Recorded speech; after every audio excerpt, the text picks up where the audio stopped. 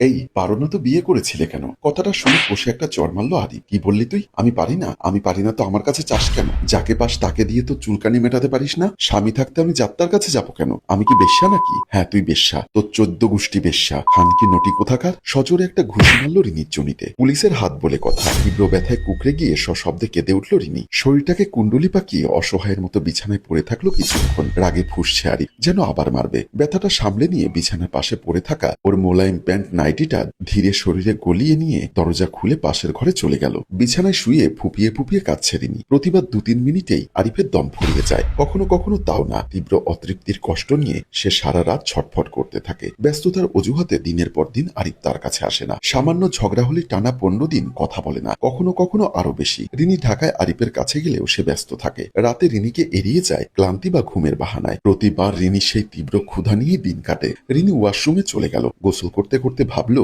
গত 5 বছরের বিবাহিত জীবনে আমি পুরোপুরি শারীরিক সুখ পেয়েছি মোটে 4 দিন। গত বছর মার্চে তখন আরিফ এসেছিল। সেই 4টা দিন রিনির কাছে স্বপ্নের মতো মনে হয়েছিল। প্রতি রাতেই আরিফ তাকে খুব আদর করত। রিনির ভাবতে অবাক লাগছিল, এই আরিফই কি সেই আরিফ? এত পরিবর্তন কিভাবে সম্ভব হলো? সেদিন যাবার সময় আরিফ রেডি হচ্ছিল। রিনির মনে হয়েছিল আরিফ বোধহয় কোনো যৌন উত্তেজক ট্যাবলেট খেয়েছিল, সেজন্যই এতটা সময় নিতে পেরেছে। অথচ আজকের আরিফ কতটা পরিবর্তনশীল। আরিফ সকালবেলা চলে গেল অফিসে। এবার যাবার সময় নতুন ড্রাইভার রেখে গেছে। ড্রাইভার বসে নাস্তা খাচ্ছে। বয়স 29 কি 30। ছেলেটা প্রায় সময় রিনির দিকে তাকিয়ে থাকে। দেখতে খুব হ্যান্ডসাম। আসলে পৃথিবীটা উল্টো। সব হ্যান্ডসাম ছেলে চাকরি করে জুতার দোকানে কিংবা বিভিন্ন নরমাল পেশায়। আজ সকালে রিনি বুঝতে পারল ড্রাইভার ছেলেটা ওপাশ থেকে তাকে বেশ লক্ষ্য করছিল। রিনি ভেতরে ভেতরে সবকিছু বুঝতে পারে। আসলে ছেলেটার মতিগতি ভালো না, তাই সে ঠিক করলো এই ছেলেটাকে চাকরিতে রাখা যাবে না। তারপর চলে গেল রান্নাঘরে। আজ 2 দিন হলো আরিফও ফোন দেয় না, তাদের কোনো খবর নেয় না। রিনি আরিফের মোবাইলে ফোন দিলেও লাইন কেটে দেয়। তারপর আবার ট্রাই করলো। এবার কয়েকবার রিং হলেও আরিফ ফোনটা ধরল না। শেষে একবার ধরে পড়ল,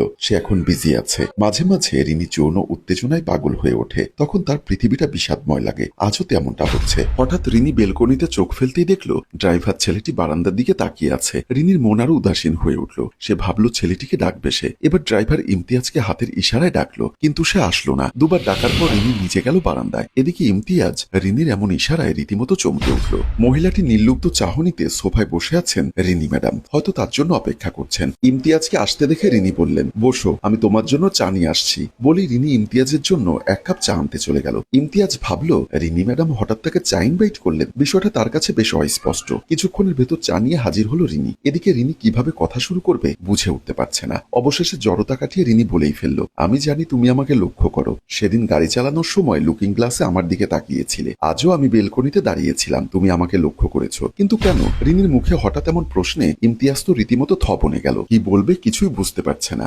ইমতিয়াজকে অস্বস্তি দেখে রিনি আবারও বলল, তোমার কি আমাকে ভালো লাগে? ইমতিয়াজ একদম সহজ সরল ভঙ্গিতে মাথা নাড়িয়ে সায় দিল। মানে তার ভালো লাগে, তাহলে কথা দিতে হবে। আমাদের মধ্যে এই সম্পর্ক কোনো কাকপক্ষীও জানতে পারবে না। আমার ঘরে পাশাপাশি অনেকগুলো কক্ষ। রিনি ইমতিয়াজকে নিয়ে গেল শেষের ঘর থেকে। কিছুক্ষণের ভেতরে ইমতিয়াজ রীতিমতো তাকে পাগল করে দিচ্ছে। রিনি যেমনটা ভেবেছিল কম বয়সী ছেলেরা যৌনতায় যথেষ্ট দুর্দান্ত। 5 বছর বিয়ের বয়সে এসে রিনি এই ব্যাকুলতায় ভুগছে প্রচন্ড রকম। ভোর হলো। রিনির আচমকা ঘুম ভেঙে গেল। কিন্তু এদিকে ইমতিয়াজ এখনো রিনির বুকে শুয়ে আছে। ব্যথা ভরা শরীর নিয়ে রিনি উঠে বসে। এবার পাশে থাকা ব্রাউ পেনটি হাতে নিয়ে রুম থেকে বেরিয়ে যায়। রাতে ইমতিয়াজের সাথে এতটা উত্তেজিত ছিল যে মনেই ছিল না। কাল রাতের পর থেকে রিনি হতাশায় ডুবে আছে। কিভাবে কি হয়ে গেল? ড্রাইভার ইমতিয়াজকে সে এতটা বিশ্বাস করা উচিত হয়নি। এখন যদি সে সবকিছু ফাঁস করে দেয়, তাহলে এই কলঙ্কময় জীবন নিয়ে বাকিটা দিন কাটাবে কিভাবে? এই জন্য তার কিছুই ভালো লাগছে না। অফিসে যেতেও ইচ্ছা করছে না, তবু যেতে হবে। জরুরি কাজ আছে। একটা প্রাইভেট কোম্পানিতে বড় চাকরি করে। রিনি দায়িত্বে অবহেলা করে না।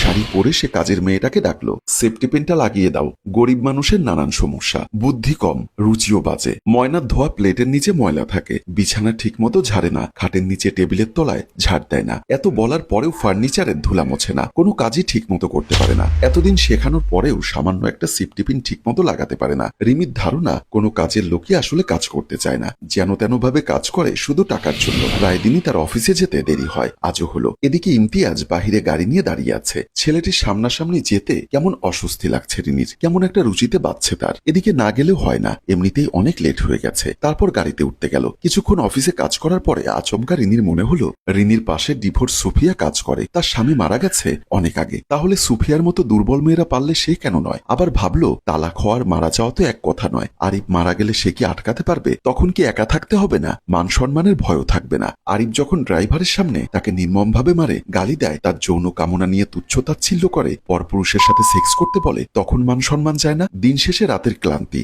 আর তারপর সেই একঘেয়েমি জীবন। রিনির এই অস্বস্তিকর জীবন আর ভালো লাগে না। চারিদিকে নিস্তব্ধতার মাঝে নিজের এই শূন্যতা তাকে তাড়া করে বেড়ায়। চাইলে মনের আসক্ততা থেকে বের হওয়া যায় না। রিনিও তা পারেনি। এই দুরাস্থ যন্ত্রণা তাকে তিলে তিলে শেষ করে দিবে একদিন। রিনি সেটা বেশ উপলব্ধি করে। একা একা অফিসে বসে নিজের চেয়ারে বসে কথা বলে যাচ্ছে আপন মনে। কোনো কিছু ভালো লাগছে না। তারপর কাজ শেষ করলো, সবকিছু গুছিয়ে রেখে চলে আসলো বাসার দিকে। বাসায় আসলো, ইমতিয়াজ ড্রাইভারের অমন চক্ষুষ আলিঙ্গন রিমি আর নিজেকে ধরে রাখতে পারল না, কিছুতেই বলতে পারল না। মুহূর্তে ইশারায় ডাকলো ইমতিয়াজকে।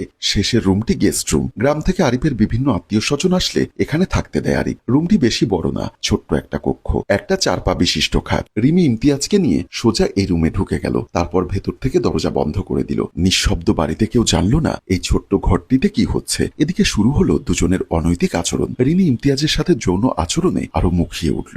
ইমতিয়াজ রিনিকে প্রথমে জড়িয়ে ধরে কিস করে গেল, তারপর আলিঙ্গনে ডুবে গেল দুজন। আরিফ দেখতে সুদর্শন হলেও বয়সে রিনির থেকে 10 বছরের ছোট। আমি চাইলে আরো ভালো ছেলে বিয়ে করতে পারতাম। আমার কাছে প্রেম করার চেয়ে ভালো রেজাল্ট করে পাশ করা বেশি জরুরি ছিল। তবে এখন হারে হারে টের পাচ্ছি একজন অর্থবান স্বামীর চেয়ে একজন যোগ্য স্বামী পাওয়া কতটা ভাগ্য ও সৌভাগ্যের। রিনি অনেকবার আরিফকে ডাক্তার দেখাতে বলেছে, সে দেখাবে না। তার নাকি কোনো সমস্যা নেই, কিংবা হয়তো ডাক্তার দেখিয়েছে, কোনো লাভ হয়নি বলে আর দেখাতে চায় না। রিনির ধারণা আরিফ ইচ্ছা করে ঢাকায় বদলে নিয়েছে, এতে তাকে এড়ানোর জন্য। শারীরিক সমস্যা মেনে নিয়েও রিনির সংসার করতে আপত্তি ছিল না। মুশকিল হলো আরিফ রিনিকে ভালোবাসে না, ভালো করে কথা পর্যন্ত বলে না, ফোন করে না। আমি ফোন করলে বিরক্ত হয়, ব্যস্ততা দেখায়, এমনকি সংসারে অনেক কথা আমাকে বলে না পর্যন্ত। আরিফ ঢাকা থেকে আসলো। রিনি খুব ঠান্ডা মাথায় আরিফকে বুঝিয়ে তাদের সম্পর্ককে ভালো করার চেষ্টা করেছে। দেখো, আমার একটা ভবিষ্যৎ আছে, তুমি কেন এরকম করো? আমি কি করি? আমি তো কিছুই করি না, যা করার তুমিই তো করো। আমি কি করি? তুমি সময় চাও, 1 ঘন্টা পর পর কথা বলতে চাও, আমার সাথে থাকতে চাও। তুমি জানো আমি সেটা পারবো না। কেন পারবো না?